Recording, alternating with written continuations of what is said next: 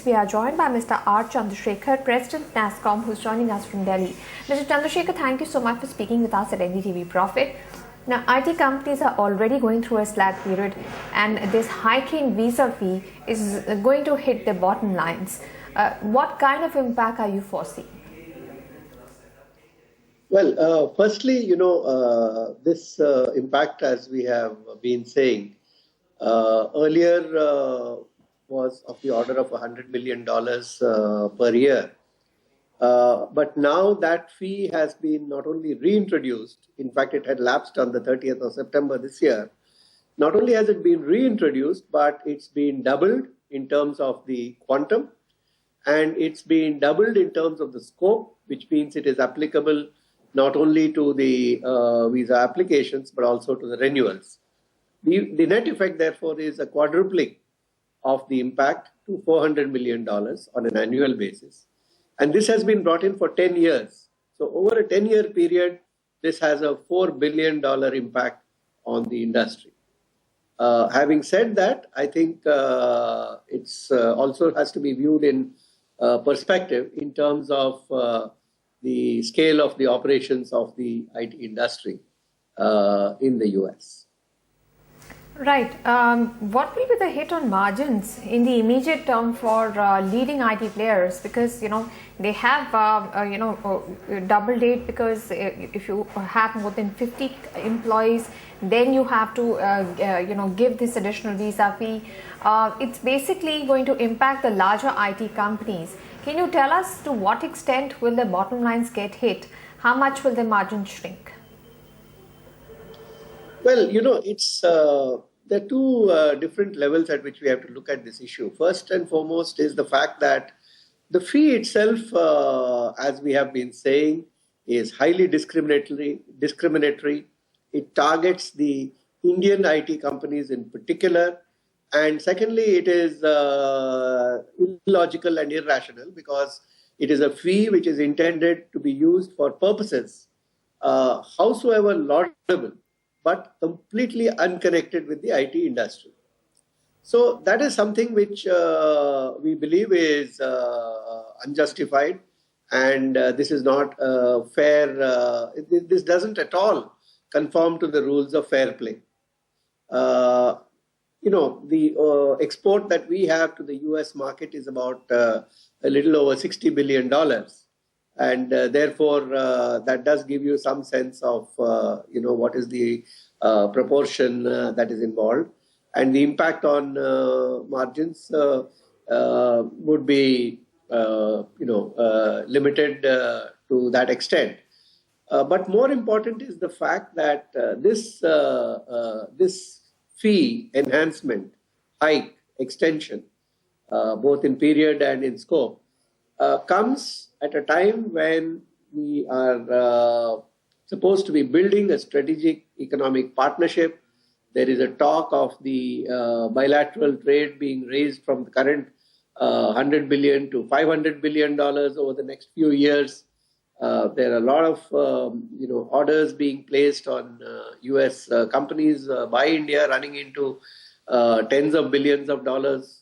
In fact, just over the last 3 months, it's probably very significant. Right. And this is in spite of high-level interventions by the government at none less than the level of the Prime Minister with the President. Right. I think all of this certainly makes it very distressing. Right, but Mr. Chandrashekhar, it's not just IT companies, Indian IT companies that get impacted. Even larger IT companies like Microsoft or Cognizant will also get impacted. Do you think this will increase offshoring now in favor of IT companies? More American companies will move their business to India. Given the change in the nature of the business, how will this work out for Indian IT companies? I think what you have pointed out, I would like to clarify one aspect. The 50-50 rule that you referred to is basically any company which has more than 50 employees and employs more than 50% visa holders. So this actually affects typically the large Indian IT companies and not necessarily companies which already have a large operation in the US, which is distinct from what they do in India. Therefore, it is not as if all companies are equally impacted, number one. Number two is that, yes, given that the basic problem, the core problem is the lack of adequate skilled people within the US. If a job has to be done and you cannot bring in people and they are not available locally, then this will certainly increase the pressure for offshoring. In fact, this is what we have been also bringing out to the US. It may increase the pressure for offshoring, and the consequential economic spin-offs that would have accrued within the US market would also be lost to that extent.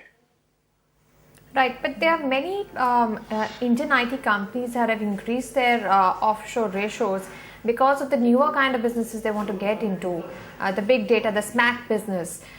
Will they slow down the kind of business Indian IT companies will do in the SMAC space?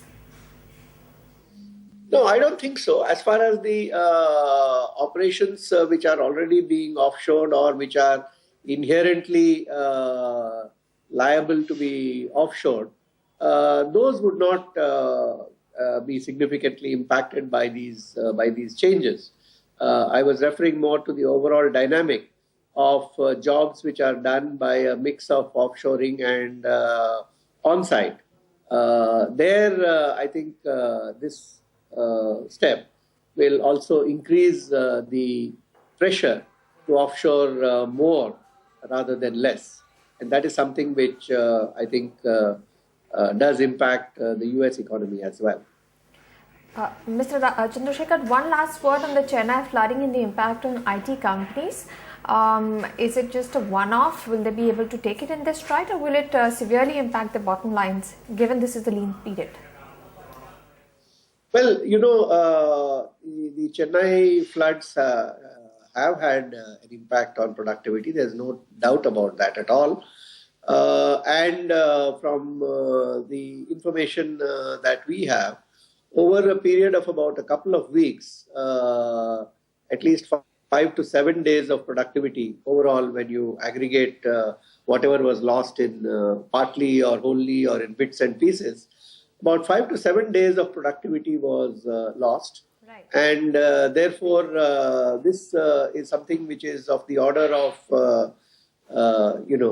maybe around 7,000-8,000 crores in terms of the productivity. So that is, I think, the scale of the impact. It is in the overall performance of the sector. It may not amount to a large percentage, but it is undoubtedly a significant impact. All right, Mr. Chandrashekhar, thank you so much for speaking with us at NDTV Profit, giving us Nasscom's view on the hike in visa fees.